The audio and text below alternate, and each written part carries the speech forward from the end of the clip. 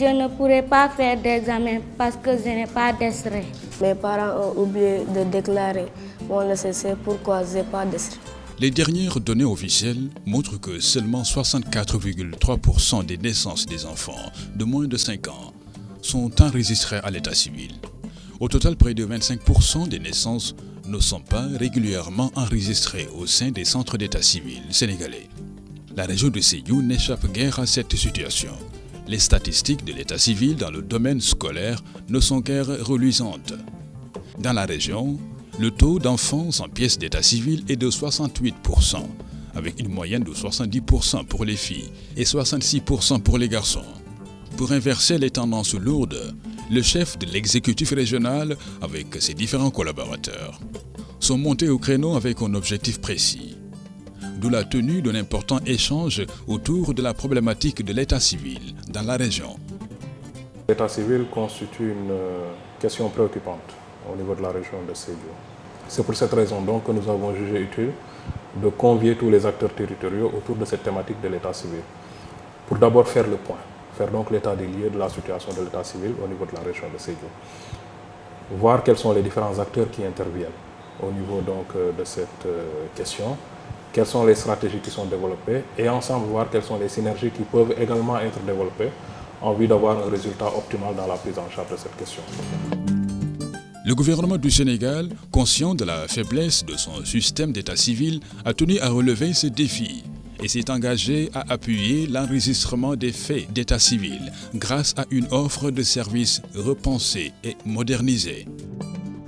Depuis 2009, on a développé au niveau du Centre national d'état civil un logiciel, une application de gestion automatisée des faits d'état civil qui aujourd'hui a été testé au niveau de 3 collectivités locales selon des dimensions différentes, dans un centre rural, dans un centre urbain moderne et dans un centre urbain moyen.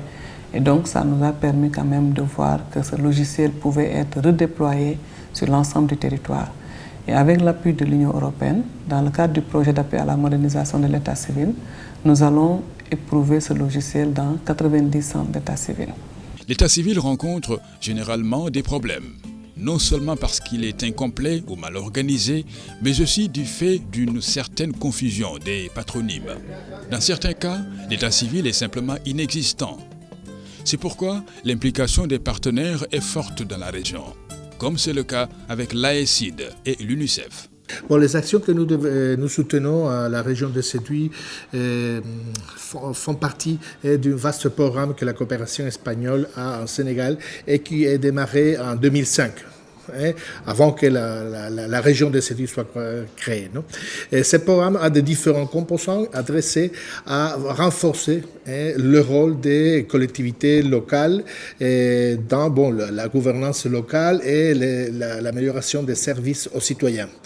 Parmi ces services, l'état civil, on a détecté que c'est une défaillance plus importante pour le développement local parce que un grand pourcentage des enfants de la région de Sédhiou et en général de la Casamance ne sont pas inscrits à sa naissance, donc ça crée énormément de problèmes pour après accéder à la scolarisation et aussi à être inscrit comme citoyen et avoir tous les droits des citoyens.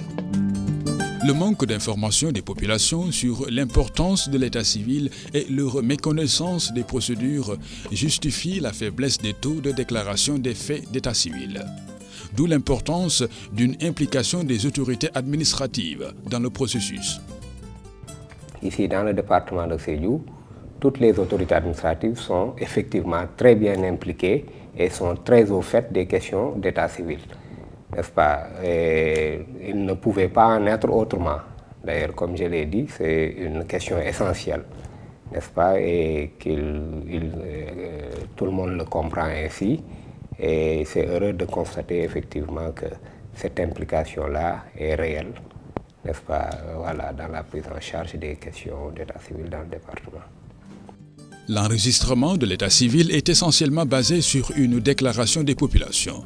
Il s'y ajoute que les déclarations des faits d'état civil connaissent un taux assez faible, surtout pour les mariages et les décès. d'où une nécessité d'une bonne connaissance des procédures par les populations. La règle, c'est la déclaration à la naissance. Et à la naissance d'un enfant, les parents disposent d'un délai de 45 jours pour procéder à une déclaration directe. Au-delà des 45 jours, donc, nous serons dans la phase de la déclaration tardive, qui est de la naissance à un délai d'1 an. Donc ils ont 1 an pour faire la déclaration. Et ici, il est prévu que cette déclaration peut être faite par les parents, matrones, médecins, sages-femmes ou toute autre personne ayant assisté à la naissance de l'enfant. Maintenant, à défaut de cette déclaration dans le délai indiqué qui est d'1 an, à ce moment, cette naissance ne peut être inscrite qu'après un jugement d'autorisation d'inscription de naissance. En tout état de cause, le manque d'informations statistiques ne permet pas de mesurer de façon précise le taux d'enregistrement des faits d'état civil, comme en attestent les témoignages des différentes catégories d'acteurs. Quand je suis arrivé ici comme nouveau principal en 2011, je me suis rendu compte que quand j'avais commencé à exploiter le dossier des élèves, il y avait la majeure partie des élèves n'avaient pas d'extrait de naissance. Ici, au niveau de bloc, l'appui du préfet, l'année dernière, il y avait plus de 20 élèves qui avaient des difficultés pour faire le BFEM. On l'a rencontré et il a décanté la situation. Donc au niveau de l'école, on essaie de trouver des problèmes. En tout cas, on a réglé beaucoup de problèmes. Beaucoup d'élèves qui n'avaient pas d'extrait ont pu quand même en bénéficier et continuer leur cursus scolaire. Exemple d'un élève que nous avons inscrit l'année passée, qui avait un exemplaire d'extrait. Elle a déposé pour le BFEM. Après la réussite, on lui a demandé de copier l'extrait de naissance. Mais quand il est parti à la mairie, il s'est rendu compte que le numéro qui se trouve sur son extrait ne correspond pas au numéro qui se trouve dans le registre des actes de naissance. Et là, le gosse est resté comme ça, il n'est pas orienté. C'est comme ça qu'il a abandonné l'école. Les populations, sur qui essentiellement l'enregistrement des faits d'état civil, sont peu informées de l'importance de l'état civil et ne connaissent pas les dispositions législatives et réglementaires relatives aux procédures de déclaration. C'est tout le sens du plaidoyer développé par les collectivités locales pour une gestion correcte des faits d'état civil. La modernisation de l'état civil va aider beaucoup des communes comme Ouloucar. Et aujourd'hui, si l'État nous appuie dans la modernisation de l'état civil, je crois qu'on peut davantage abréger le temps d'obtenir une pièce d'état civil, aussi bien pour nos frères qui sont dans les différentes régions du Sénégal, mais aussi ceux qui sont à l'étranger. On peut scanner pour quelqu'un qui est en France, en Espagne, en Italie, en un temps record, il peut avoir sa pièce sans vraiment une grande difficulté. Malgré quelques zones d'ombre, des embellis sont notés avec la modernisation de l'état civil de la municipalité de Sédhiou, avec de réels avantages. Nous avons donc mené une campagne de sensibilisation pour que les gens se rendent compte qu'il y a là vraiment une situation qui n'est pas normale. Ensuite, nous avons fait de la communication avec nos autres partenaires, appuyés toujours par l'UNICEF. Les partenaires, ce sont les autorités administratives, le préfet, les sous-préfets, c'est le secteur de la justice. Et donc les parents d'élèves, les directeurs d'école, pour que nous voyions chacun au niveau où il est, qu'est-ce qui peut être fait pour qu'on régularise vraiment pour les enfants qui n'ont pas de pièce d'état civil. Donc voilà ce que nous avons fait. Et je crois que les avancées que nous avons pu avoir vraiment sont dues à la conjugaison de ces efforts-là. Mais je dois dire que nous avons joué un rôle central dans la mobilisation multisectorielle parce que nous ne pouvons pas nous seuls apporter les réponses. Ailleurs, l'on préconise une meilleure implication des femmes pour la résolution des faits d'état civil. Aujourd'hui, c'est les femmes qui sont partout, à la naissance, au baptême, à la déclaration. Parce que si on ne déclare pas tôt les enfants ou on ne les déclare pas dès la naissance, le problème revient encore sur les femmes. Pourquoi ça revient sur les femmes? L'escolarisation, c'est les femmes demandent le bulletin de naissance de l'enfant. Si l'enfant n'a pas été déclaré, c'est la maman qui s'en charge, qui va voir le maire, qui va à la justice. C'est pour cela notre rôle est très, très, très grand.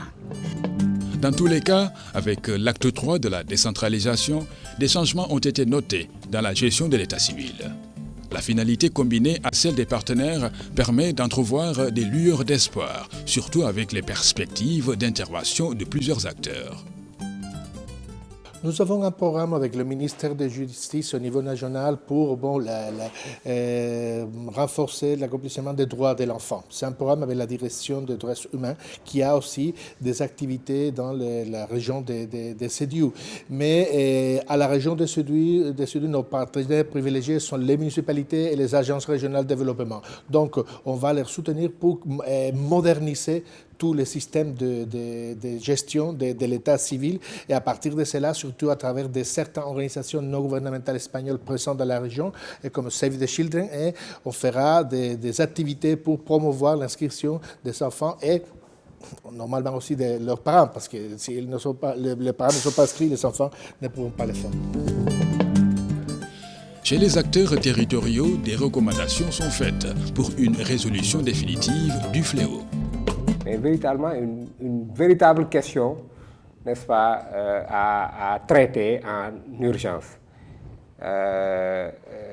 Avoir le réflexe au niveau donc de ces parents-là, à chaque fois qu'il y a un événement dans la famille, que ce soit une naissance, un décès, en tout cas tout fait de nature à impacter sur l'état de la personne, mais que les parents aient le réflexe véritablement d'aller déclarer ces faits-là, surtout pour ce qui est des naissances. Donc aujourd'hui, s'il y a une recommandation d'ordre général, c'est que tout le monde prenne conscience de la gravité de la question et que tous ensemble, autorités administratives, élus locaux, services judiciaires, partenaires au développement, que nous puissions tous travailler en synergie et en complémentarité pour régler définitivement cette question de l'état civil au niveau de la région de Sédiou.